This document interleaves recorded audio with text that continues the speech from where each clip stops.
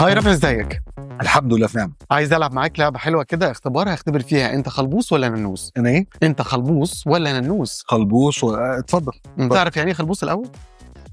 اللي هو العبان ده شبه بالظبط. والننوس اللي ملوش في حاجه. طيب هديك اسئله فيها 3 اختيارات، هتجاوب منهم بس ما تجاوبش اجابه رابعه خالص. اوكي ماشي. لما تبقى قاعد في قاعده مليانه بنات، بتقعد فين؟ في النص كده عشان تبقى وسط الكل، على الطرف بهدوء انا بتاع نفسي، ما بقعدش اساسا، بخلص وبمشي. على الطرف بهدوء انا بتاع نفسي. بترد على رسائل الانبوكس الغريبه، بتهزر وردودي كلها قفشات، برد باحترام، ما بردش الا سيفلي جدا وبالادب. اول واحد.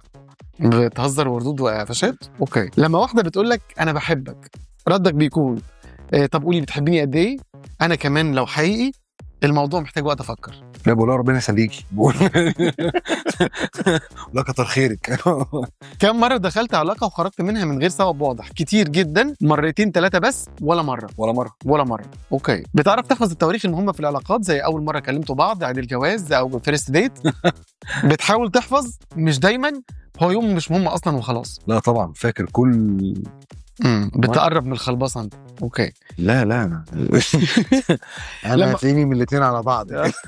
لما واحده بتعيط قدامك، رد فعلك ببص في الارض وبفكر اهرب، بطبطب وبهديها، بعيط انا كمان معاها؟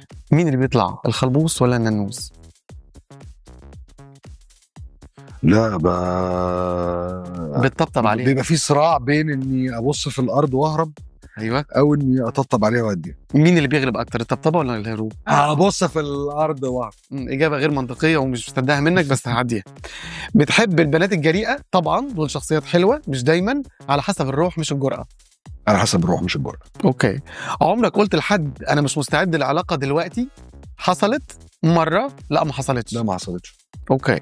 لو شفت واحده ست حلوه مع صاحبك، تعمل ايه؟ بتقول له ربنا يديك النعمه ويديها لنا احنا كمان؟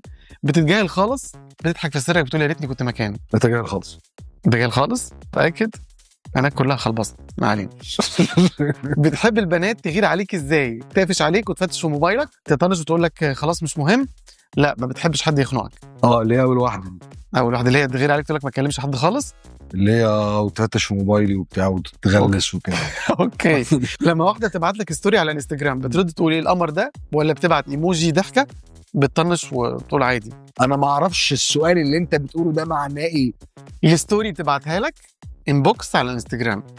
ماشي. اوكي. بتقولها ايه القمر ده، بتبعت ايموجي، بتطنش ما بتردش؟ يعني يا هطنش يا هبعت ايموجي. اوكي.